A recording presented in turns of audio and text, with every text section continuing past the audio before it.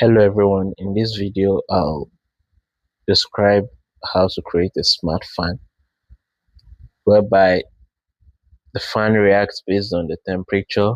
When the temperature is low, the fan is off, but whenever the temperature is high, the fan turns on. So for this project, we're going to be making use of the Arduino Uno. We'll also make use of the DHT11 sensor. It's a temperature sensor. We'll also make use of a breadboard to hold our temperature sensor. And apart from that, we'll make use of a 12-volt DC fan. This is all we're going to be using. And finally, we'll need some jumper wires to make the connections. Okay, so with that being said, let's get into the main video. So first, we're going to connect the temperature sensor to our breadboard. It has 4 pins, but we're using 3 out of the pins. The first, the second, and the fourth pins are the pins we are connecting. The first pin is the VCC, or the power pin, which will connect to the 5 volts on our Arduino. So connect a jumper cable to the row where we have the first pin. And so the second pin is the data pin, and we'll connect another jumper wire to that row. That's what reads our signal. Then the last pin, which is the fourth pin, is the ground, or the negative pin. Take note that we are not using the third pin. We are using only the first, the second, and the last pin. So having connected this to the temperature sensor, we can now connect the other ends to the Arduino. I'll start with the red wire, that's the red jumper wire, which will connect it to the first pin as the power pin, or the VCC. That goes to 5 volts on the Arduino board. Then we move on to the last pin we connected, that's the GND, or the negative. We'll connect that to GND on Arduino board.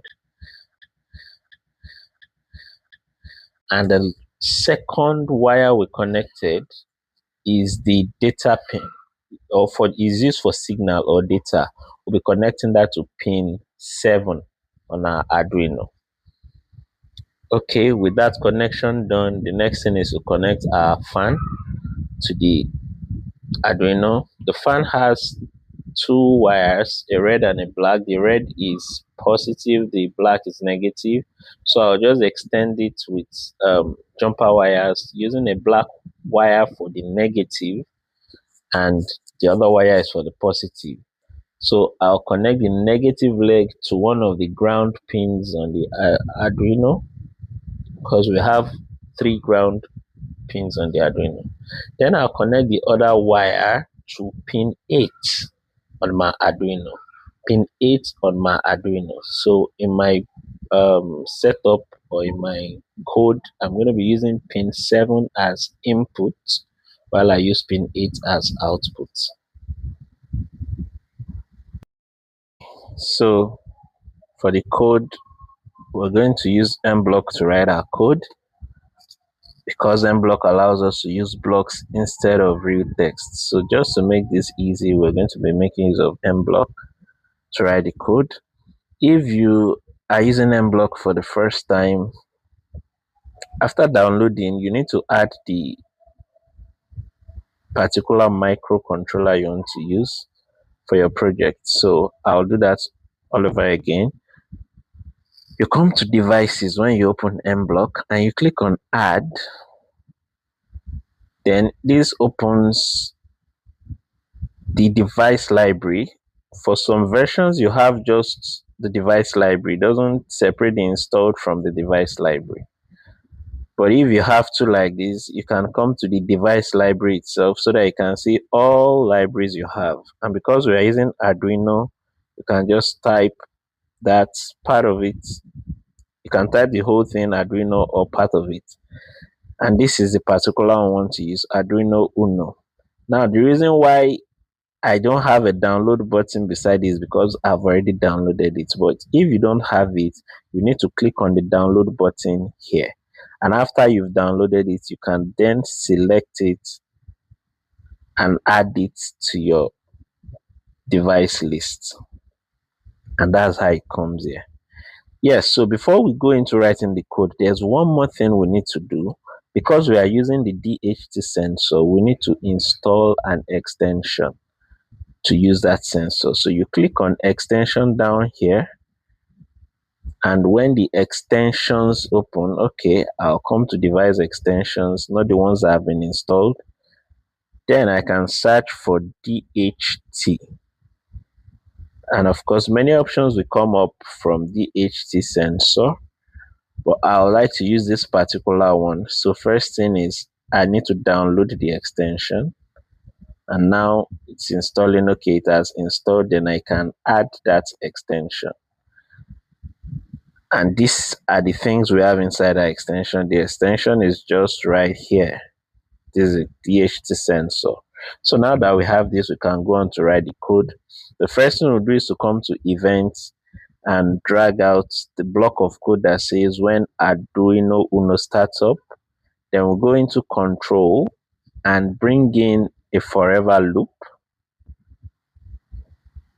We'll bring in a forever loop because everything we want to write should run in a loop. So having done that, I can now come back to my DHT sensor and bring out this first block that says DHT1. Then pin, in this case, if you remember, we connected our data pin or a signal pin from our DHT to pin 7 on Arduino. So I'm going to set this to pin 7. And of course, we leave the model as DHT11 because the particular sensor we're using is DHT11. So this is good. So what this does is that it helps us to set up the DHT sensor and also installs the necessary libraries needed for this to work. Maybe in another video, I'm going to talk about writing the text-based code. And in that case, you see how we need to install the library to use it. So now that this is set, we need to read the data from the sensor, but we want to do that using something first. So let's go to our if and else. Let's bring out the if and else block. Then we'll come to operators and want to do a comparison. So we're going to use this particular block. So what we want to check is the value. Whenever the value is greater than a particular value, then we want something to happen. So coming back to DHT sensor, what we want to read right now is the temperature. This sensor can read both temperature and humidity, but what we are interested in at the moment is temperature. So I'll bring this block into this.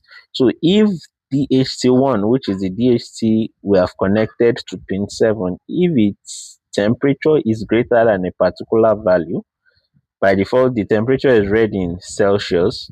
So in this case, I'll pick if it is greater than 32 degrees. Then what do we want to happen? We can now go back into the pin and set digital pin 8, because that's what we connected our fan to. We are setting digital pin 8 output as high. Else, we can just duplicate this particular one. That is, if the temperature is less than 32 degrees, then we can set it as low. So it means if the temperature is lower than 32, the fan will be off. But if the temperature is greater than 32, the fan will turn on. And this is it with our code. But one more thing to add here, just for stability, we can bring in a small delay at the end of our code here. Let's use 0.5 seconds as our delay. And this is all about the code.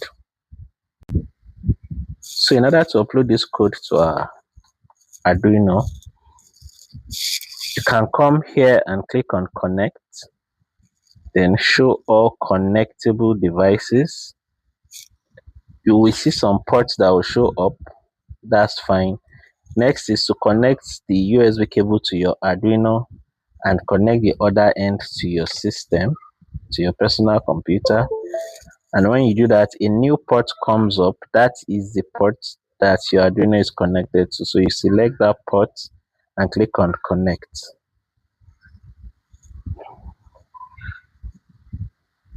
And once you are connected, you can click on upload code and the code will be uploaded to your Arduino.